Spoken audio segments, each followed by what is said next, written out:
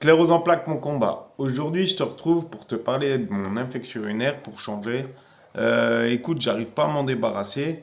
Donc, j'ai décidé de changer mon fusil d'épaule, de changer le médicament, au final de changer encore une fois de médecine. Pourquoi? Parce que le cachet que je prends, le Cefixime, là, depuis un bout de temps, donc ça a soigné au mois de juillet, juin-juillet, mes deux infections urinaires. Mais par contre, là, la dernière que j'ai faite, donc fin septembre, début octobre, comme j'arrête pas de t'en parler, en fait, j'arrive pas à passer outre. Euh, du coup, euh, ça va être le sujet de cette vidéo parce que j'ai décidé de prendre de l'homéopathie à la place de prendre des antibiotiques. Et je vais te retrouver en fin de vidéo tout simplement pour parler un petit peu, répondre aux commentaires. Et puis voilà. Donc si ça t'intéresse, rejoins-moi juste après ça.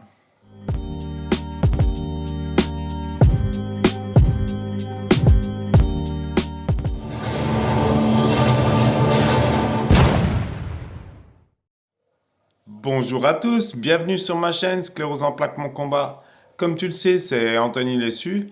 Donc je suis très très content de vous retrouver pour continuer, hélas, à parler de cette infection urinaire là que j'arrive pas à me débarrasser. Donc comme je te l'ai dit, en fait ce qui s'est passé c'est que la semaine dernière, quand je t'ai fait la vidéo, je t'avais dit que je prenais donc 3 cachets de Cefixime par jour et ça avait l'air d'aller mieux.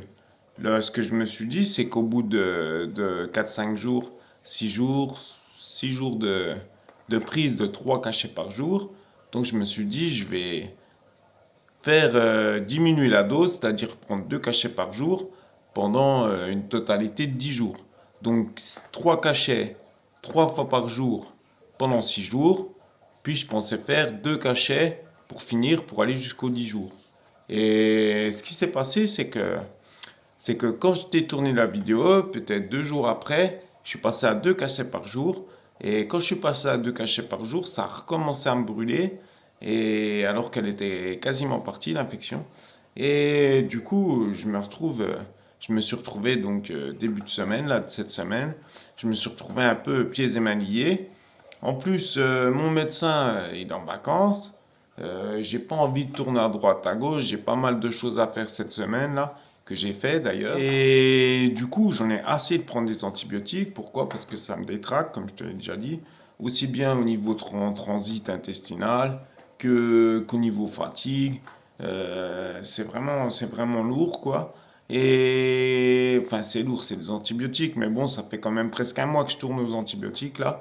Euh, Ça commence à me peser. Moi, je suis pas trop caché comme ça. Là, donc, j'ai décidé de changer mon fusil d'épaule, j'ai envie de dire.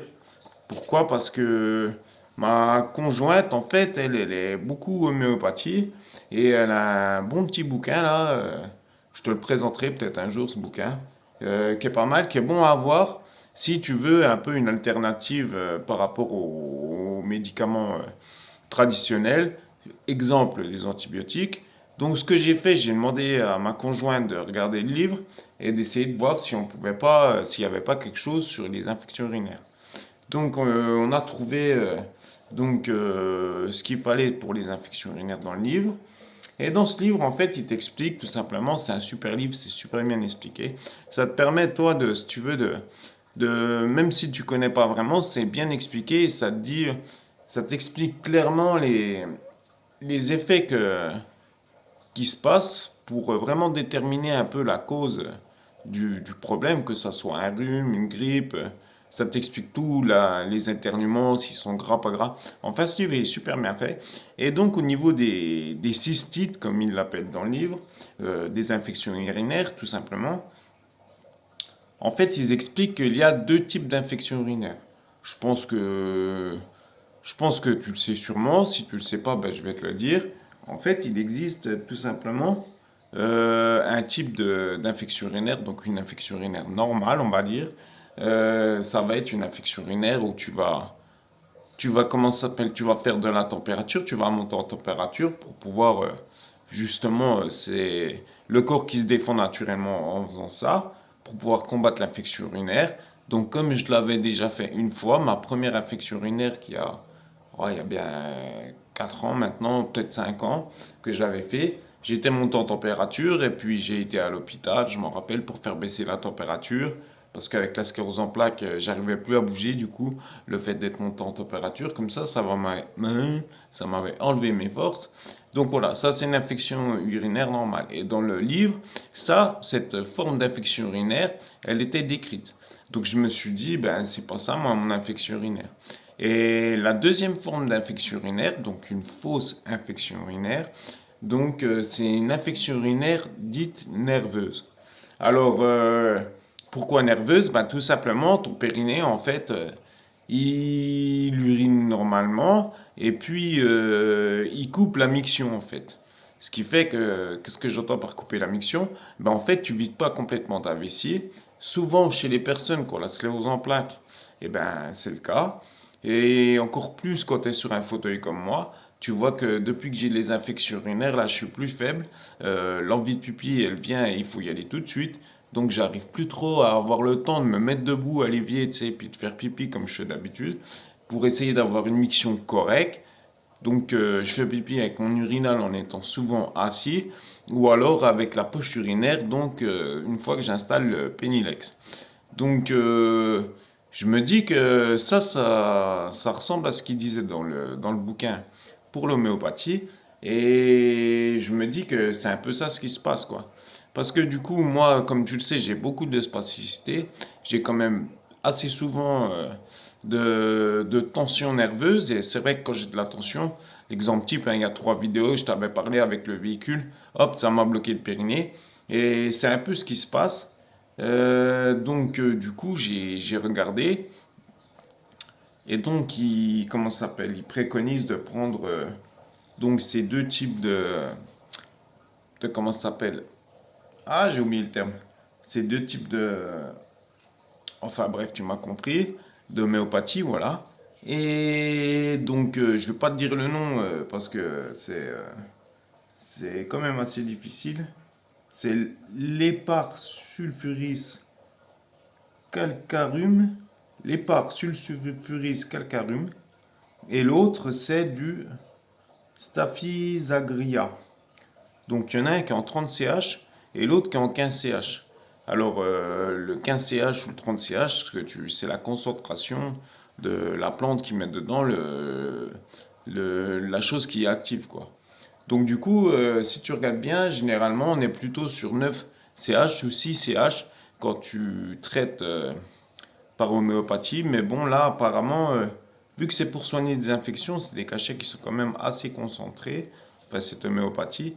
Et donc du coup, pour soigner l'infection, apparemment, c'est un peu ça ce qu'il faut. Je te dis ça parce que je me suis renseigné aussi sur Internet pourquoi on était plutôt sur 30 et 15 CH plutôt que sur 6 et 9 habituellement quand tu t'automédiques avec comment ça s'appelle? Avec de l'homéopathie. Donc voilà. Donc voilà un peu le pourquoi du comment. Donc je me suis dit, ben c'est pas faux ce qu'ils me disent là-dessus sur ce livre, parce que c'est vrai que moi c'est plutôt une infection, je pense, comme ils disent, nerveuse, parce que mon périnée se bloque, que j'arrive pas à faire une miction complète, qu'il reste toujours de l'urine dans ma vessie, et que c'est le fait d'avoir cette urine qui reste dans ma vessie qui crée des infections, parce qu'elle est mal vidangée. Pourtant, je bois beaucoup du fait du protocole Coimbra, mais je vois bien que. Donc, ce que j'ai fait, j'ai changé mon fusil d'épaule, tout simplement. Je suis parti sur l'homéopathie. Et puis, donc, je sais que ça va être plus long que les antibiotiques, par exemple. Mais d'un sens, je prends plus les antibiotiques. Et puis, je me dis, j'ai rien à perdre, on va essayer comme ça. Donc là, ça me brûle toujours un peu. Mais la miction, j'ai l'impression, elle revient. Je t'en parlerai plus dans le temps. Je pense qu'il faut bien au moins une bonne 15 jours de prise pour commencer à avoir un petit peu de résultats. Donc là, ça fait ouais, j'ai commencé dimanche soir la première dose. Et donc là, ça fait lundi, mardi, mercredi. Là, on est jeudi matin. Donc, je continue et on verra bien ce que ça dit à la longue. Donc ça, je pense, ça va être une bonne alternative. Et je savais pas, si tu veux, qu'on pouvait soigner les infections urinaires par le biais d'homéopathie. Donc j'essaye et puis je verrai bien ce que ça dit. Pourquoi? Parce que moi, les antibiotiques, j'en peux plus, quoi. Et donc, on verra bien. Après, ce que je voulais dire, c'est que je vais revenir un peu sur les deux commentaires que j'ai eus. Donc, Isa, comme d'habitude, hein, super, hein, je te remercie. Donc, Isa, elle me pose la question de me dire, est-ce que tu connais le Tysabri? Le traitement, c'est apparemment un nouveau traitement qu'elle a mis en place là avec sa neurologue ou son neurologue, je sais pas.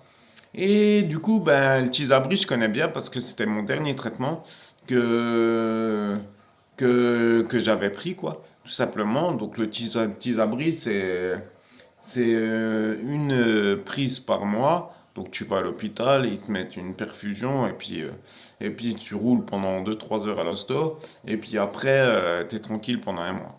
Donc ouais, je connais bien. Moi au début, ça me convenait pas trop mal, mais tu vois, la maladie chez moi elle a quand même évolué. Même si j'avais le Tysabri. En parallèle du Tysabri, je prenais le Vampira. Le Vampira, pourquoi? C'est tout simplement pour aider un petit peu à la marche et au mouvement, à la gestuelle pour accélérer un peu le fonctionnement. Mais revenons sur le Tysabri. Moi, j'ai arrêté. Pourquoi? Parce qu'à un moment, je commençais à avoir toujours mal à la tête. J'étais pas bien. Je sentais qu'il y avait quelque chose de bizarre qui se passait. Donc, en gros, je l'ai pris pendant 2 ans, ce traitement, ou 2 ans ou 3 ans. Et bah, du coup, moi, la maladie, elle a quand même évolué. Malgré que je prenais le Tysabri, je le supportais plus à la fin. Enfin, j'étais pas serein avec. Comme je te l'ai dit, je commençais à avoir mal à la tête, c'était bizarre. Et du coup, je sais qu'il y avait aussi sur le Tisabri, ce qu'il fallait faire attention, c'est le syndrome JC.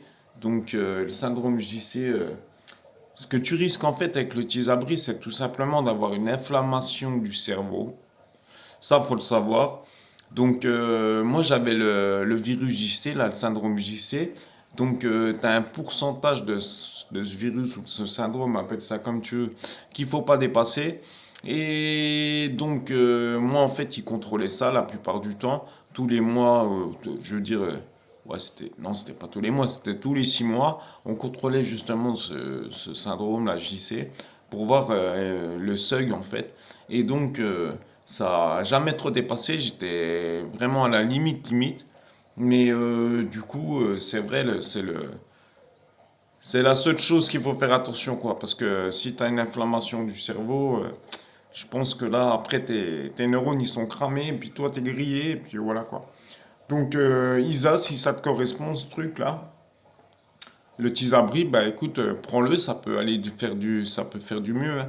Moi, je sais que je l'ai arrêté parce qu'au bout de 2 3 ans, je commençais à avoir vraiment mal à la tête et tout. Et puis, je savais qu'il y avait ce syndrome JC, là, cette inflammation du cerveau qui traînait. Et du coup, j'étais en train gentiment, moi, de changer de médecine, hein. Comme je te l'ai dit, j'essayais de trouver des solutions autres que les solutions de la médecine conventionnelle, hein, tout simplement. Comme là, je suis en train de faire avec l'infection urinaire, parce que je vois bien que, tu vois, mon médecin jamais il m'a expliqué ça.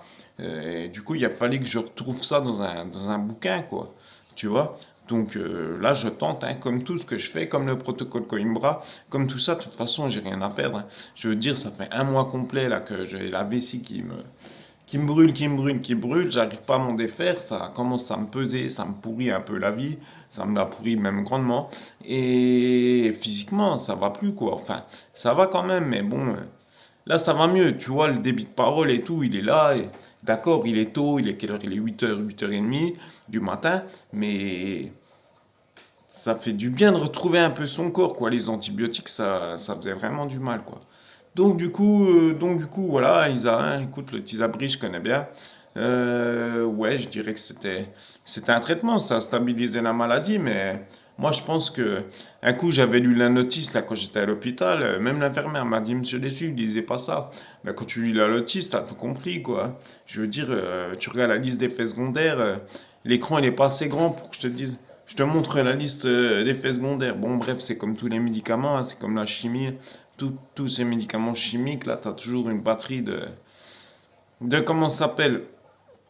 d'effets secondaires, mais surtout le plus effet secondaire, le plus notoire, c'est quand même l'inflammation du cerveau que tu, tu risques d'avoir, hein, au cas où, hein, il faut dire ce qui est, hein. Je veux dire, les gens qui prennent le Tisabri, je leur souhaite pas, mais s'ils te le marquent en effet secondaire, et c'est quand même quelque chose qui contrôle, je sais pas si s'ils t'ont proposé ça, j'espère qu'ils ont contrôlé ton niveau, si tu étais susceptible d'avoir déjà le syndrome, et si tu l'avais, j'espère qu'ils vont te proposer des contrôles assez régulièrement. Donc voilà, j'arrête là pour le Tisabri. Donc Isa, je te remercie comme d'habitude. Courage. Et puis je suis très content pour toi que ton protocole a marché là pour ton infection urinaire. Sache que si tu reprends, si tu as de nouveau une infection urinaire, sache que c'est possible que ça soit comme moi, vu que tu as la sclérose en plaques, hein. C'est simplement une cystite nerveuse, comme ils disent. Donc une infection urinaire nerveuse. C'est dû à ça, le périnée qui se bloque, tu fais une mauvaise miction, tu vides pas comment ça s'appelle, ton urine comme il faut, et puis ça crée cette infection urinaire ou cette cystite. Infection urinaire, cystite, c'est la même chose. Donc voilà. Et donc, je reviens vers toi, Rose, que tu m'as proposé. J'ai vu, tu veux. Je vais t'appeler sur Messenger là. Et puis, on va discuter un petit peu. Et puis, si tu veux, on verra ce qu'il en est pour mettre en place ça. Tu m'excuses, cette semaine, je t'ai pas répondu par message parce que, tu vois, j'ai pas eu trop de temps là. J'ai fait plein de choses. J'ai fait des travaux dans la maison avec des amis. Là, faut que j'ai fait un petit peu Madame Larbin, j'ai été refaire les clés, tout ça. Là, j'ai encore cet après-midi, il faut que j'aille chercher du matériel pour refaire la voiture de ma femme, qui a des problèmes de boîte de vitesse aussi. On n'a pas de chance avec les boîtes de vitesse. Donc voilà. Et donc on a fait le tour, hein. Donc voilà. Donc je vous dis à la prochaine. Je vous dis ciao et surtout je vous demande comme d'habitude hein, de vous abonner. N'hésitez pas à mettre des commentaires. Les commentaires, je kiffe ça. Souvent maintenant je vous réponds en live. En fait, c'est presque plus sympa pour moi. Tu vois bien, écrire avec le portable, j'aime bien, mais tu sais, j'ai quand même de la difficulté avec les mains, même si ça revient bien. Voilà, la main droite, c'est pas trop mal. La main gauche, c'est difficile, mais tu vois, j'arrive à tenir les trucs sans que ça tombe et tout, c'est pas super, mais voilà. On va souhaiter qu'elle revienne comme la main droite, c'est-à-dire à fonctionner comme correctement. Donc, on verra ça, le temps nous le dira. En tous les cas, voilà. Donc, allez, sur ce coup-là, je te laisse. Je te souhaite une bonne semaine. Je te dis à la semaine prochaine. Passe un bon week-end. Allez, ciao!